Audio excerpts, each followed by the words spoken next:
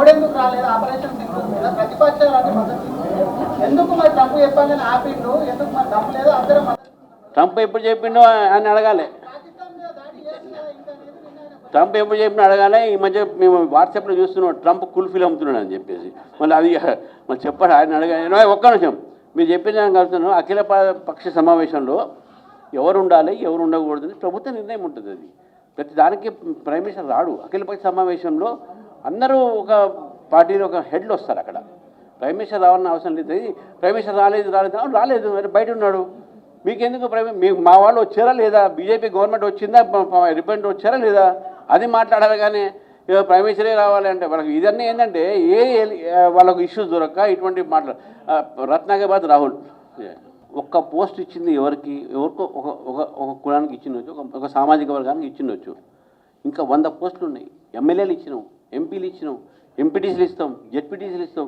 ఒక్క పోస్టు వీళ్ళకి వస్తే ఈ మాటలు కాంగ్రెస్ పార్టీని అన్నాడు పొన్నం ప్రభాకర్, ఆయనకి ఇచ్చారు.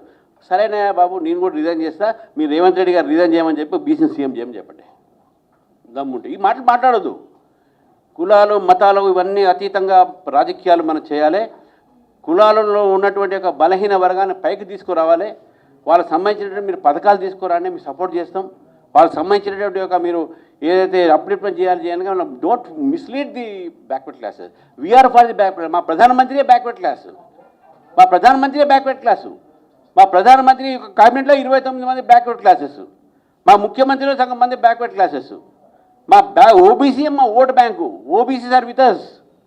ఒక్క వ్యక్తి వేరే సామాజిక వర్గం నుంచి వస్తే how can you say that ఇది ఎంటైర్ పార్టీ వాళ్ళు అంటున్న మాట నిజంగా అటువంటి మాట వాళ్ళకు ఉంటే let them ask Revanth Reddy to resign and make some BCs CM. Our challenges before us are first local bodies. We have local bodies which are before us, and we are building up our party from the root level, grassroots level, from the rural level. Earlier BJP was supposed to be a urban based party, but now it is not urban based party. It has spread entire Telangana, entire rural base. We have won 8 MLAs, 7 in rural area. We have won 8 MPs, 6 and 7 are from rural areas and semi-urban areas.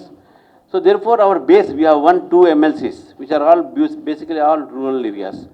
So BJP is growing from day one in this state. Earlier we had only 1 MLA and 1 MLC. Today we have 8 MLAs and 3 MLCs. So this is the growth of the BJP. BJP's vote percentage increasing in every elections. So therefore that means people are looking towards us.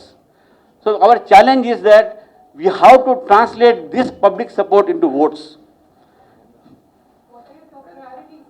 Our priority is basically to take up the public issues against this government, which is anti-people government.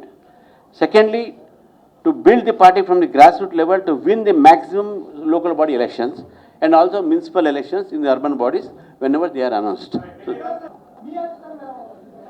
మీరే అన్నారు అధిష్టానం దగ్గర ఉన్నది. నేను అధిష్టానంతో అడిగి మీకు చెప్తా.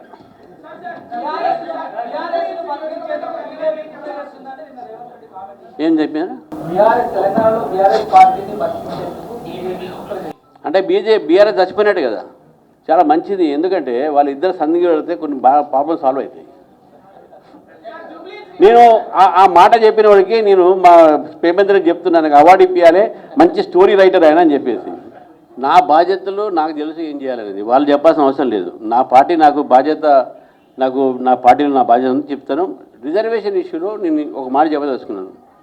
ఇది లీగల్ ఎంబార్గో ఇన్ దిస్. గతంలో కూడా కేసీఆర్ గారు వాళ్ళు చెప్పినటువంటి మాట ఏంది, బీసీ రిజర్వేషన్తో ఇంత పర్సెంట్ మేము ఇస్తాను అన్నారు. వాళ్ళు ఇవ్వలేకపోయారు. Because there is some legal issues. వాళ్ళు ఏంటంటే వాళ్ళు బిల్ పాస్ చేస్తారు, మా మీద దోస్తున్నారు. Don't shift the responsibility. అదే మేమే చేయాలి. ఇప్పుడు తమిళనాడు కూడా చేసింది, ఎందుకంటే ఇది పెద్ద సబ్జెక్ట్ కాబట్టి, ఎందుకంటే లీగల్ ఇష్యూస్ ఉన్నాయి కాబట్టి. బట్ బీసీల రిజర్వేషన్ ఇష్యూలో కాంగ్రెస్ పార్టీ తెలంగాణలో బీసీలను మోసం చేసింది. వాళ్ళకు 42% ఇచ్చే ఇష్టం లేదు, వాళ్ళకు ఇవ్వాల్సినటువంటి ఒక ఆలోచన లేదు. కేవలం ఓట్లు పెంచుకోవటానికి బీసీలందరూ బీజేపీతో ఉన్నారు, ఎట్లా డైవర్ట్ చేయించడానికి ఈ యొక్క అంశాన్ని తీసుకురావడం జరిగింది. నిజంగా మీకు బీసీల మీద ప్రేమ ఉంటే నిజంగా మీకు బీసీ సంబంధించినటువంటి రిజర్వేషన్ల మీద మీకు చిత్తశుద్ధి ఉంటే మీరు ముందుగా లీగల్ ఎక్స్పర్ట్స్తో మాట్లాడి దాన్ని క్లారిఫై చేసి దాన్ని ఎట్లా పోతే బాగుంటుందని చెప్పేసి చెప్పేది ఉండే.